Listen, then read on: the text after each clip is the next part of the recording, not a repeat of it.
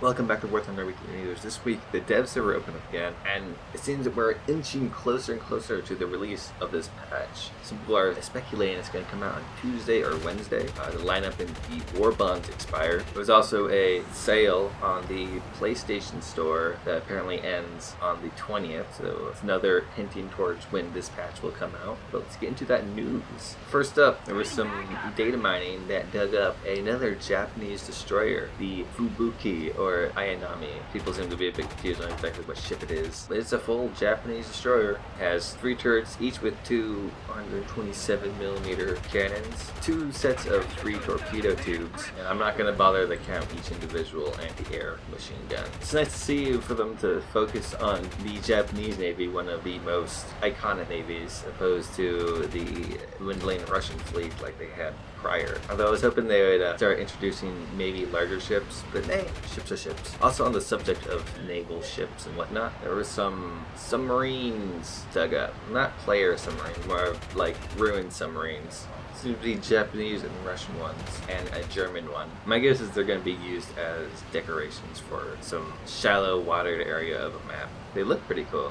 Kind of nice if we actually got to use them in-game, but it might be a little hard to figure out how exactly you would play them. As I said earlier, the dev server opened up again, and they changed some things around, but then it closed because it failed, but then they opened up again Saturday. The amount of changes wasn't too spectacular, more of just improved existing things. Got to observe the spawn camping measures. Some people were kind of against it because it covers up too much of the map, but can't make it online without breaking a few eggs. I tested out the rockets more, and they definitely have been heavily nerfed. They no longer one-shot. Even if you do get a penetrating hit, they'll still definitely kill light tanks, but now they each individually have their own penetration ratings. HVARs have a max pen of 36mm, RP3s have a max pen of 44mm, Tiny Tims have a max penetration of 93mm. They also can kill the one firing them if you are too close to the ground.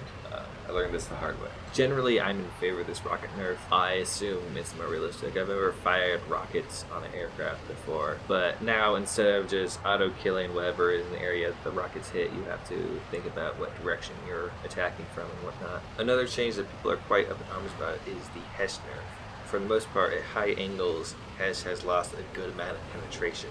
The 105mm shells at 30 degrees can only penetrate 100mm.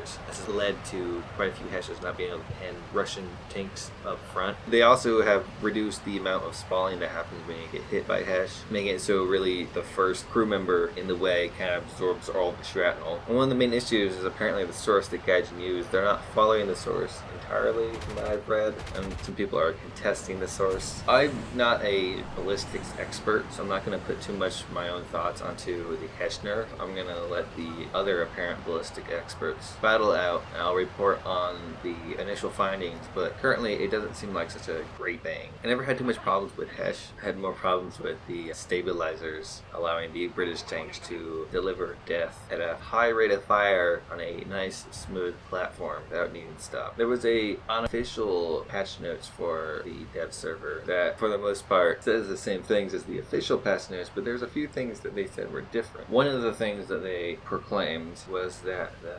Syria tank map from the April Fool's event was going to be put in the game, but I attempted to find this in a custom game, and I was unable to find the map, nor did I ever end up on it when I was attempting to grind out some of the vehicles to test them out. So I'm very questionable. It's possible they just found those files and made an assumption. Some of the vehicles that haven't really been permanently announced or really spoken of much at all, I personally overlooked them because of other vehicles, was the A26B10, which is an A26. It can have some different loadouts, including a 37mm cannon opposed to regular having like 650 cals or something. But the cannon isn't very impressive. It doesn't have a dedicated armor-piercing build. It's the same one on the P-63s. There was also the SM-81 that was not announced but made note of, I guess because people are complaining that Italy didn't get anything out of this patch. So we got a low-tier bomber. It's right before the first bomber in the Italian bomber line. It's really old, looks neat. It had a good bomb load. I don't remember the exact numbers, but cool plane. It gets my seal of approval. On the word of dev blogs, the P-51H got a dev blog, and the dev server's battle rate increased to 6.7. Probably should be it. If you already know about the P-51H, probably don't need to read the dev blog. I've talked so much about it in the past month that if you've kept up with my videos, I think you know what it is exactly. Also, the F4U Corsairs have gotten a dev blog, and apparently, according to Mike Goes Boom, they're not exactly impressive. I think their battle rating was about 5.7. The D4Y got a dev blog, and well, I've already talked about the D4Y. Has a decent bomb load. One of them, the D4Y2, can carry 4 rockets, but the rockets are primarily useless against tanks. Besides, you're better off using bombs now anyways. Can carry a 500 kilogram bomb at max, which will kill things at 3.7. The Po2 got a cockpit. It's a very nice cockpit from the revenue share program. And there was the FV102 Striker got a dev blog. It's a ATGM tank. Shoots them in an upward motion. It's pretty cool. Honestly, there's not much to say about it because we've already seen this tank on the dev server. I haven't gotten to use it yet. It is rank 6. Something that was very exciting and also kind of disappointing to me personally was that the LA-174 was available to research again. I've been neglecting researching Russian planes, so I was unable to research it unless I wanted to grind through 4 planes, so did not have the stamina to do. But it was in celebration of the dude's birthday. I'm not going to pronounce his name.